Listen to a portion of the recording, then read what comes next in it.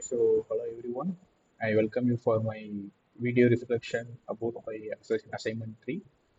So I split it as a two parts. One is use of ICT and AI tools for my own course geometrical modeling. Another part is my reflection about the use ICT and AI tools. Right. So I used four tools, namely DeepSeek. I used DeepSeek as a AI assistant to explain the complex concepts, and I used Vagrant to use collaborative online whiteboard, and I use a traditional Google form to collect the assessment and the feedback collection, and I use my own prepared video. I share it my uh, video here. So this is the screenshot of my background and then my YouTube video. The second is I choose uh, course called Geometrical Modeling for implement this activity. So currently I'm handling the course Geometrical Modeling for 6 semester B Mechanical Engineering students of Tyagaraja College of Engineering, Madurai. So there are 6 course outcomes. So I'm going to cover the course outcome 4, implement the transformation and the projection over the geometrical model. This course outcome covers topics like surface manipulation techniques. There are many techniques we have. So like translation, rotation, scaling, blending, trimming, and the joining of surfaces. The learning outcome, so I create a learning outcome for my activity. At the end of this activity, students will be able to apply surface manipulation techniques uh, to modify a given CAD surface model and evaluate the effect of operating sequence on the final surface geometry. This is a very, very important aspect in this course. So how I implement, so I follow the 5 step method, steps for implementation. Number one, pre-class activity, YouTube video. So I created a approximately 10-minute video to explain all the concepts. So I insisted my students to watch those video and come with a proper idea. So I created 10-minute video and I covered the basics of surfaces, basic manipulations and advanced manipulation also I covered. And I am giving some examples like translating nerve surface by vector and then rotating 45-degree about axis. This is one of the example I give. So I shared this unlisted video in the Google Classroom one day before in class activity, as well as I also shared this activity in WhatsApp group also. I also students were asked to watch and write one doubt on one real world application of surface manipulation. This is my step number one. And step number two, I use Wayground collaborative board in my classroom itself. This is a in-class activity. So I created Wayground board and I created 4 sections, namely key concept I understood clearly, concept feel confusing, real world application, and sketch and descriptive surface.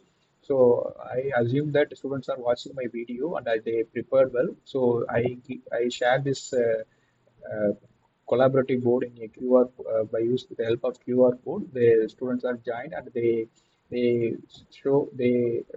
respond the sections, right? So they gave me the instant insight. Most students understood the basic translations, but they struggled with the trimming and blending. The advanced manipulation they struggling.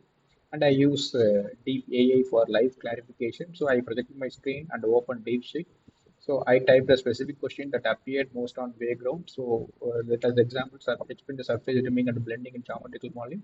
Give a step-by-step example. It gives a proper explanation with the workflow.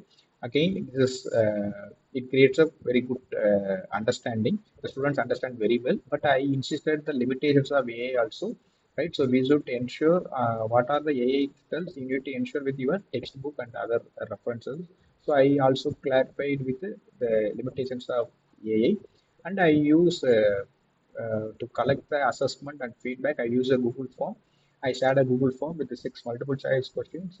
Some examples are when trimming and option A define trimming curve. What are the these are some of the examples. I shared this Google form to my students and I got some results and I got some feedback. So based on the Google form results, I addressed the most frequently missed question on the board. I asked each student to write on a paper one thing I remember about surface manipulation and I collected and I then I exited. So for our institution, we have a 50 minutes class. So I planned this activity within finish to 50 minutes. So pre-class activity, it is a home. Pre-class activity discussion 5 minutes. Background 15 minutes. Live clarification 10 minutes. Individual quiz Google form 10 minutes. And the final wrap up, it took 10 minutes. One of the these are my time allocations. So the second thing is my reflection. So I tried this activity in my class. So my reflection is the one is achievement of learning outcome. So the learning outcome was, I said earlier, it is to apply surface manipulation techniques and avoid the sequence of effects. Again, I got some feedback. So based on the feedback, I conclude that the YouTube video gave a solid foundation. So it gives a basic foundation, and the background reflects 75 students were confused about the trimming and blending. So it gives the what the students learn. So it is a I got that students learning. And I use DeepSeek and provide a clear structured explanation. I also insisted the limitations of AI, so it gives some idea. Finally, the Google form shows 82% of correct answers, and the trimming and other things are it is very limited one. So yes, the tools are directly helpful to achieve the outcome. Based on my student enjoyment and student involvement, so students love this variety. The background anonymous stick notes were hit, and even shy students are participated. And few feedbacks as I never understood trimming until AI explanations. The QR code scanning made it feel modern, and the Google form with instant scores created a competitive buzz. So several students again after completing my class, several students asked clarify about the DeepSeek, how to use, what are the limitations. I explained in very well. Again, the feedback about student learning. So each tool provides a unique feedback. So the background gave me a real-time quantity data. I saw exact facial like blending seems complex and how to choose the trim curve direction. This is the one thing I learned. Anonymous collection, so it gives genuine understanding. And DeepSeek help you to address those misconceptions instantly.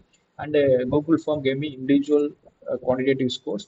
So it will help me to identify the students who scored below 50 percentage, and I sort out and I show some extra help.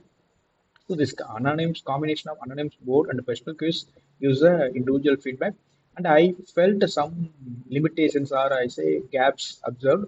Some students are finished early and become distracted. They also distracted other fellow members also. So I should prepare how to handle those people. And a few students have struggled with the time management during my teaching and discussion. So the summary was really rushed. The third is noise level was higher than expected, make it hard for some students to concentrate. So the major drawback is time allocation is very, very difficult. Even though I planned for 50 minutes, it took another 3 to 5 minutes extra. So again, the modifications I would like to do in other topics. So I next time I will shorten the YouTube video. Again, the few students 10 minutes also very difficult to watch. So I try to cut out my YouTube video at 8 minutes, and I add a live poll using a background, rate the confidence, and I use Google form pitching. If students answer correctly, then skip to the harder question. So I may give some freedom to my students, and I ask students to try DeepSeek themselves. Right, instead of using my own laptop, I can prefer students bring their laptop and they can explain. So overall, integrating multiple tools get a seamless learning flow, such as it starts with the pre-class video, collaborative identification doubts, AI-powered clarification, and adjustments. So I strongly recommend this blended approach, but it requires some pre-activity and time requirement. So we should prepare for our time allocation, and we can do it. So thank you for watching my video. Thank you.